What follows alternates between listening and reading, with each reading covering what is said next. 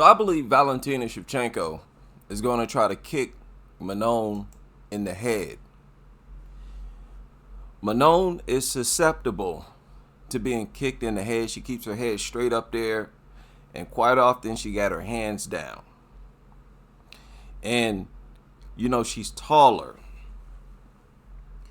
And I think Shevchenko has a habit of trying to kick taller fighters in the head at some point throughout the fight.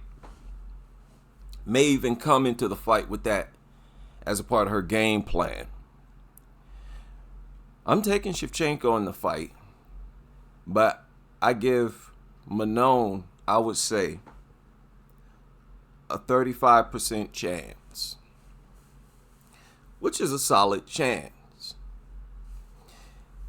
The thing is, Manon, and I've talked about this before, Manon fights in patterns.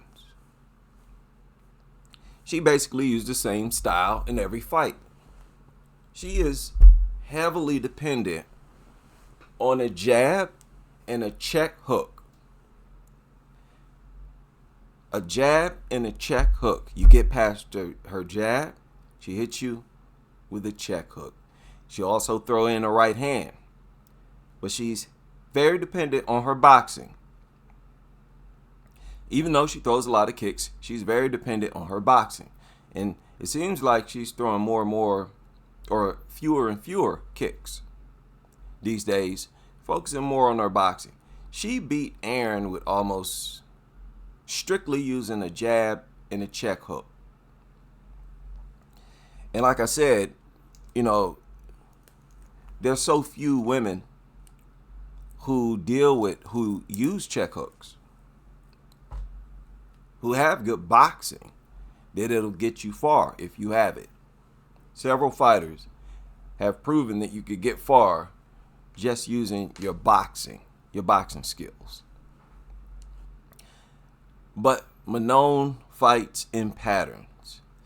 Now, Shevchenko, I don't think, is comfortable fighting the whole fight on her feet.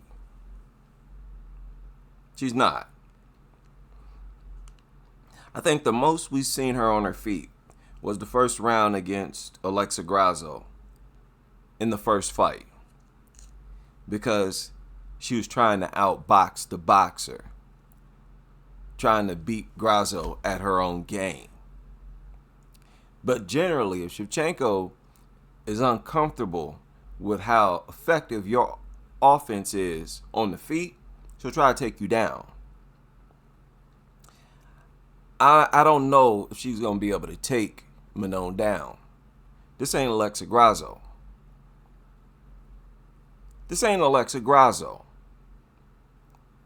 And Manon herself got a lot of physical strength.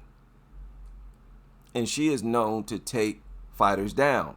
Fighters who are relatively difficult to take down, like Jennifer Maia. Manon is strong. And she might be as strong as Taylor Santos, who was able to muscle Shevchenko around. Let's not forget that.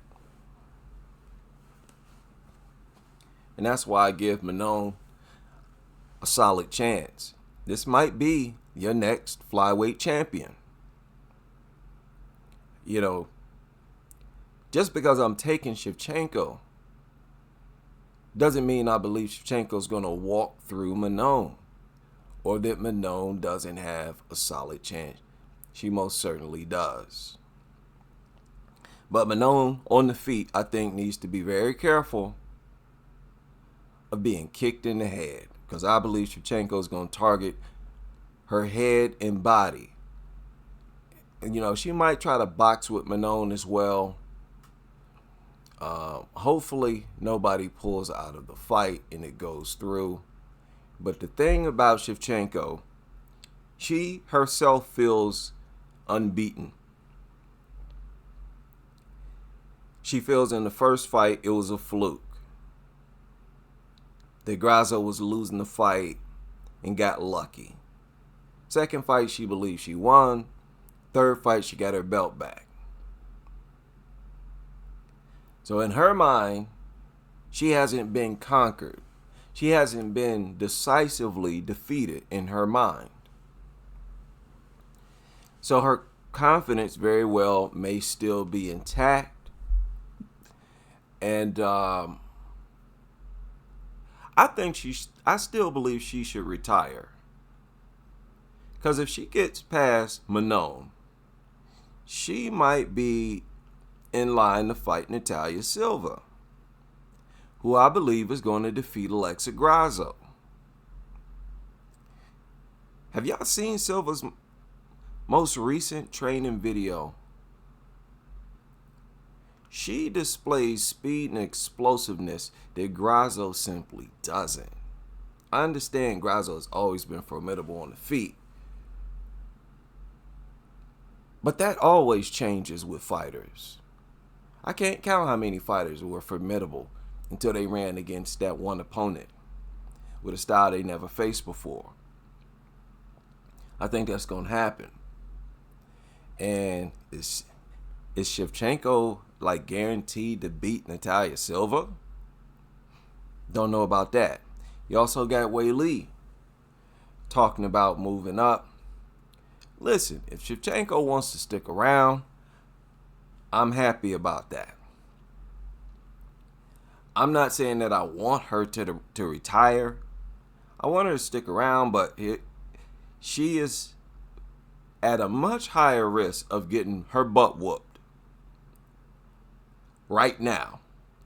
This ain't nothing like the previous era, where nobody was even thinking of. She was the champion of a boring division because there was nobody to challenge her. That is not the case now. Far from the case now. Grasso's proven to be dangerous in 2 fights. That third fight, okay. And I think UFC, I don't think UFC wants a 4th fight between them. Grasso, Shevchenko 4. They don't want that. I think they want Silva to get Grasso out the way, to get a new crop of fighters who fight for the belt. And with Wei Li talking about moving up, there's no telling who else might want to move up. Suarez might want to think about moving up, because sometimes, wrestlers do a lot better when they put on some more weight. And I always believe she's been draining herself kind of bad, because that's rampant in wrestling, if I'm not mistaken, right? And that's what historically wrestlers have preferred to do. But she's not beating Wei Li. Suarez, I don't see her ever beating Wei Li at 115. She got some serious soul searching to do. Now, at this face-off, I want y'all, did y'all notice how Manon, the nonverbal communication, I felt like there was some nonverbal communication there. I believe Shevchenko, even though she mentioned the Twitter back and forth they had, I don't believe Shevchenko is really hung up on it. I believe Shevchenko has moved on. She's past it, that Twitter exchange and beef or whatever. And Shevchenko tried to show Manon some respect, and Manon rejected it during this face-off.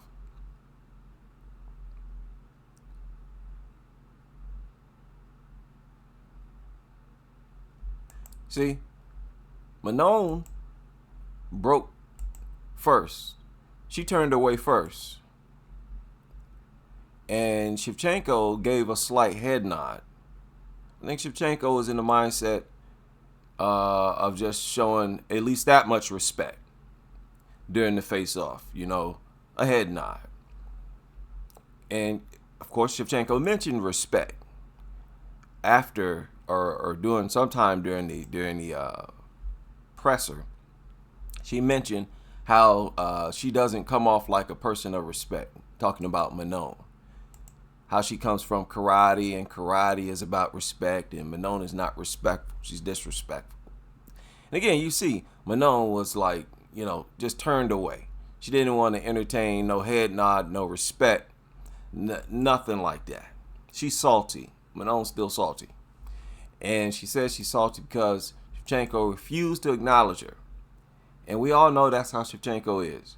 She don't like to share the limelight with nobody. It's all about her. All about her. And I think that mentality helped her throughout her career. But it's unfortunate because there's genuine, I think, animosity here. I think Manon genuinely dislikes Valentina. I think she views Valentina as arrogant, uppity, self-centered, and she don't like it. She don't like how Shevchenko didn't even acknowledge her after she won her fight, even though Manon had made weight.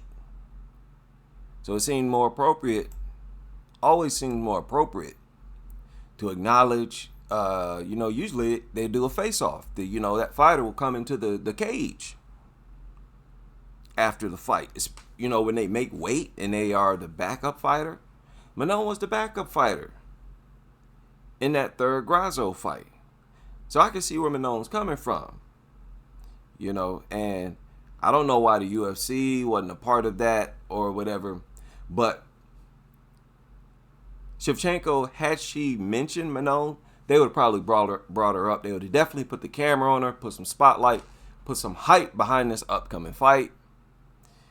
And, I can understand where Manon is coming from. But it don't seem like people are really excited about this fight. At least not to me. And, that might be part of the reason why. Also, tonight, here, about an hour from now, hour or so, I'm taking J.J. Aldridge over Andrea Lee. Taking J.J. I just think she's just a little tougher. Although it's anybody's fight, I think they're about the same level, same caliber. But Andrea Lee, she bleeds easier than JJ. And once she starts bleeding, and she's guaranteed to have a nosebleed, she fades quick after the blood starts pouring. Not too much going on in WMMA. Matching Stamp against Zambawang again. I think that's a rematch. Might even be a trilogy. Can't remember. Carolina cannot make weight. Pulled out. One female card on the one female fight on the card. Hopefully they don't stink up the joint. At the very least, ladies, give us a good fight. I am taking Jasmine Jasudavicius over Andrade. However, I think it's a good chance, possibility, Andrade knocks Jasmine out. Jasmine is very easy to hit. Very. And I don't think Andrade's too interested in trying to take Jasmine down or going to the ground with Jasmine. I don't think Andrade won't do that. She's going to do her best, I think, to knock Jasmine out. And I think she has an opportunity to. But I'm going to take Jasmine. She should be able to survive and get the fight to the ground. I think once it turns to wrestling, Jasmine might have an advantage. However, that's no guarantee. I give the veteran Andrade a solid chance in this fight. But I'm going to take Jasmine. Younger, and it seems like Jessica's sort of on a decline. Right? Of course, I'm taking Kayla Harrison over Pena, though Harrison could gas and lose. What else is going on?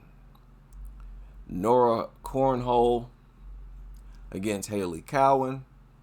Jenna Bishop against Watanabe. The PFL trying to make something happen. I heard about Dakota not being in the tournament, but I guess she's just going to fight whoever wins the tournament or whatever. It almost sounds like she's fishing for other opportunities, Dakota. She did mention how she wants to move up and get better challenges. And I think she feels the public sentiment. And the general sentiment among the public is that she is an elite fighter on a Shevchenko level. And I strongly consider that's the case as well. I mean, for her to, dispatch, she seems very strong. And I don't blame her for wanting to challenge herself. Chandler against Edwards. We'll see what happens with that. I'm going to take Edwards most definitely in that fight. Right? We'll see what happens with that. Forcing Priscilla to move up. She's fought at bantamweight before. She missed weight. She always missing weight.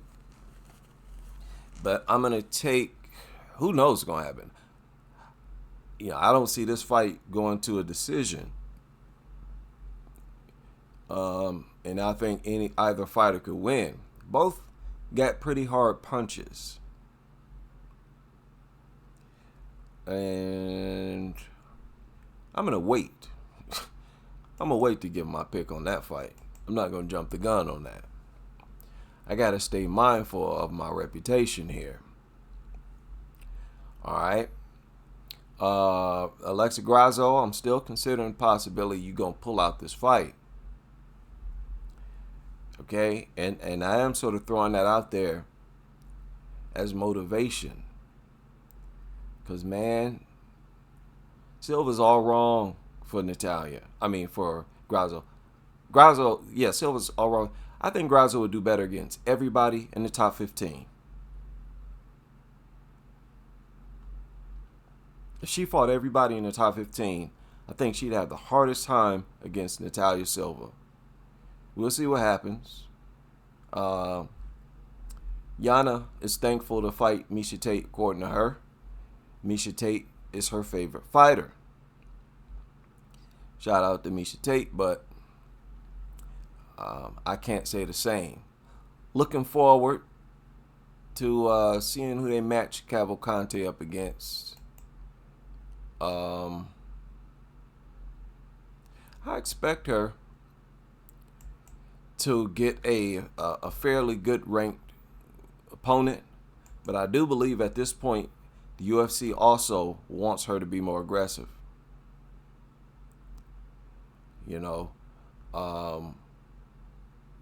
Dana has mentioned several times about how fighters need to be more aggressive. I think they want her to be more aggressive. She's currently ranked at number 11. I expect her to get a top 10 in her next fight. But I think it's only a matter of time before fighters are able to take her down. Not only that, only a matter of time. That's working against her, and I think it's working against her lack of aggression, because a lot of fighters are hyper aggressive. If you are not the type to crank it up yourself, I've seen a lot of fighters like that get taken out. We'll see what happens.